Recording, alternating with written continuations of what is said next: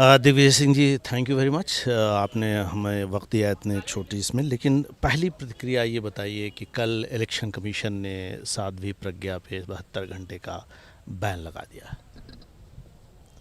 मैंने आदेश नहीं देखा, लेकिन मैं तो चाहता हूँ कि वो जितना बोलें उतना अच्छा है, क्यों, ऐसा क्यों चाहते हैं?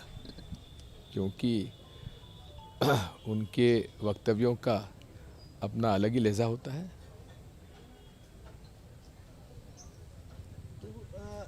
ये बताइए कि कल नरेंद्र मोदी साहब यहाँ आए हुए थे इटारसी में और 4 बार आपका जिक्र आया, बहुत याद किया उन्होंने आपको, और जाकिर नायक के हवाले से भी कुछ बोला कि आप उनके साथ स्टेज शेयर कर रहे हैं। बड़ी मेहरबानी है नरेंद्र मोदी जी की, जो उन्होंने मुझको इतनी इज़्ज़त बख्शी। मैं भी उनको आज शाम को जवाब दूंगा। जितनी उन्होंने मुझे इज़्ज़त बख्शी है, मैं भी उतनी इज़्ज़त उनको देता हूँ। अच्छा, ये बताइए कि एक नई कंट्रोवर्सी जो है राहुल गांधी की नागरिकता को लेकर के जो है उठाई जा रही है। हर चुनाव में आती है, हर चुनाव में सुब्रमण्यम स्वामी ये देते हैं। ये बेमतलब को केवल चुनाव के समय 2014 में भी बात उठी थी, 2009 में भी बात उठी थी।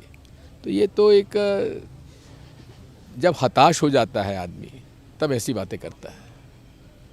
तो क्या दो मतलब सच क्या है, क्या क्या सच्चाई है उनकी जो नागरिकता को लेके, क्या है? मैं नहीं समझ पाता कि जो मोतीलाल नेहरू, पंडित जवाहरलाल नेहरू, श्रीमती इंदिरा गांधी, श्री राजीव गांधी, जिसमें कि 3 प्रधानमंत्री हुए, उस परिवार का व्यक्ति भारत की नागरिकता छोड़ के दूसरी नागरिकता क्यों लेगा? सवाल ही नहीं उठता। मजाक है ये। नहीं तो इस बार तो कह रहे हैं कि कोई ब्रितानी नागरिकता है उनके पास, तो उसका क्या है? झूठ झूठ झूठ, ये इनको सिखाया जाता है। झूठ बोलो, बार बार बोलो, ज़ोर ज़ोर से बोलो। किनको सिखाया जाता है? भाजपा के लोगों को, भाजपा के नेताओं को। इस बार लगता है, कहा जा रहा है और हम भी देख रहे हैं आपसे बात करते हुए, कि दिग्विजय सिंह जो बड़े मुखर नेता रहे हैं, थोड़ा संभले हुए हैं, थोड़ा संभल संभल के। मैं हमेशा संभल के बयान देता हूँ, कोई परिवर्तन नहीं। मैं हमेशा संभल के बयान पहले भी देता था, आज भी देता हूँ और कल भी दूंगा।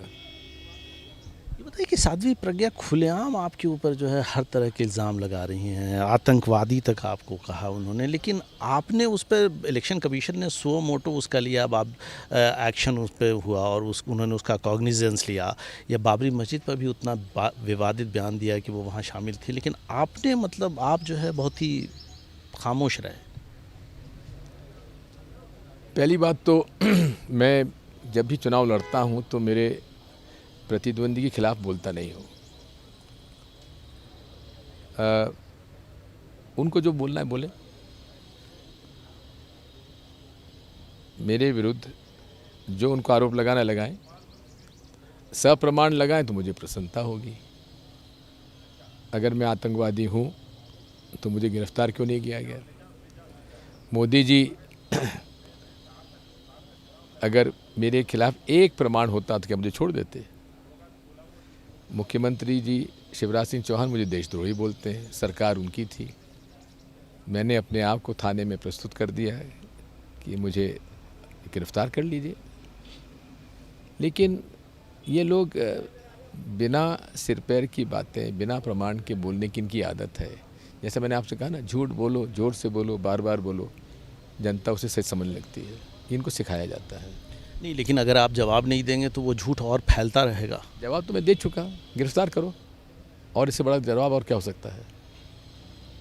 ये बताइए कि आखिरकार ये लोग आपसे, जो आरएसएस और बीजेपी के लोग हैं, वो आपसे इतना ज़्यादा क्यों खफा हैं, इतना ज़्यादा क्यों चिढ़ते हैं? और दूसरा सवाल मेरा ये है कि साध्वी प्रज्ञा को जो आपके ख़िलाफ़ जो खड़ा किया गया, तो उससे क्या मैसेज आपके हिसाब से देना चाहते हैं लोग? मुझसे इसलिए चिढ़ते हैं कि मैं प्रैक्टिसिंग हिंदू हूँ, सनातन धर्म में विश्वास रखता हूँ, और वे किसी भी सनातन धर्म को सही पालन करने वालों से प्रसन्न नहीं रहते हैं।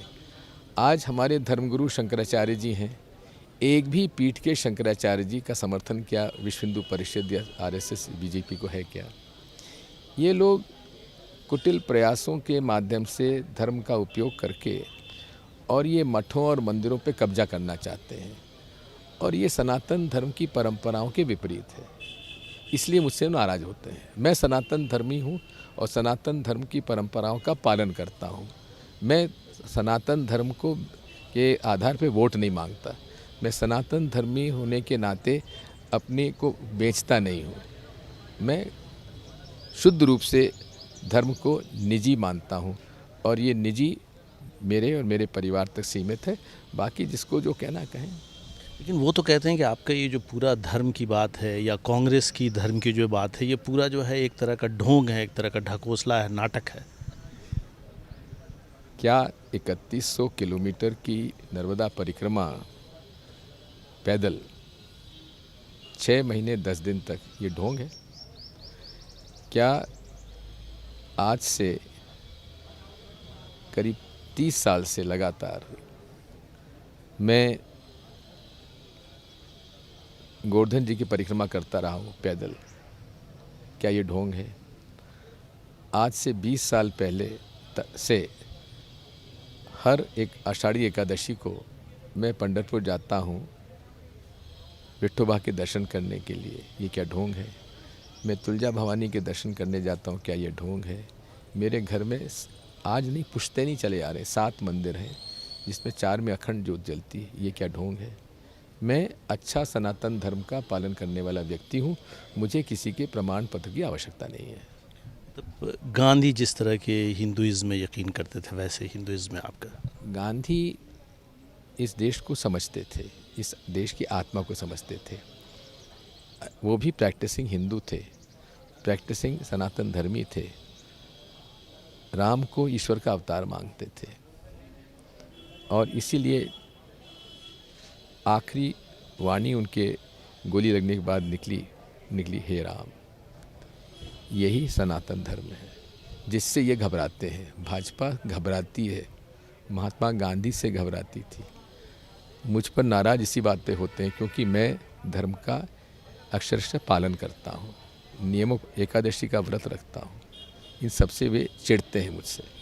तो ये बताइए, लेकिन उनका इल्ज़ाम तो ये है कि आपने जो है वो हिंदू धर्म को बदनाम करने के लिए भगवा आतंकवाद और सैफरन टेररिज्म जैसे शब्दों का जो है वो आपने कॉइनेज किया। मैंने एक बार भी ना भगवा आतंकवाद कहा ना हिंदू आतंकवाद कहा। जिन्होंने कहा उनको उन्होंने बीजेपी का टिकट दे के MP बना दिया, RK सिंह को, उनको केंद्र में मंत्री बना दिया। जिन्होंने सत्येंद्र पाल सिंह जो कि पुलिस कमिश्नर थे महाराष्ट्र के, उन्होंने भगवा आतंकवाद कहा था, उसको भी उन्होंने MP भी बनाया और मिनिस्टर भी बनाया। उनको ऐसे लोग पसंद हैं क्योंकि उससे उनको अपनी बात कहने का मौका मिल जाता है। मैंने हाँ संघीय आतंकवाद कहा था और आज भी कहता हूँ। संघीय आतंकवाद से क्या आपका आशय है? कि जितने भी ये पकड़े गए हैं धर्म के नाम पर, ये जो बॉम्ब ब्लास्ट वगैरह में पकड़े गए हैं, वो सब इसी संस्था से जुड़े हुए हैं। अभिनव संस्था किसकी है? अभिनव भारत संस्था किसकी है? कौन लोग हैं? ये बताइए कि साध्वी प्रज्ञा को खड़ा करके क्या मैसेज देना चाहती है? उनसे पूछिए। लेकिन आपको क्या लगता है? भाजपा की उम्मीदवार, उनसे पूछिए। उसी दिन भाजपा उन्होंने उनको प्रवेश किया, करवाया और उसी दिन उन्होंने टिकट दे दिया, तो उनसे पूछिए।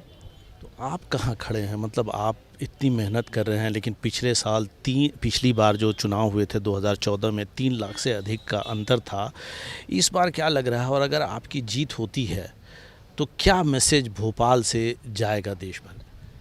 मैं जीत रहा हूँ और अच्छे मतों से जीतूंगा। मैसेज तो आप लोग देते हैं मीडिया वाले, मैं थोड़ी देता हूँ। नहीं, मैसेज देना तो नेतागण का भी काम है, मतलब और हमें तो कम से कम इस बात का इल्ज़ाम नहीं दे सकते आप। नहीं, मैं किसी को इल्ज़ाम नहीं देता, मैं तो कहता हूँ मैसेज देना आपका काम है।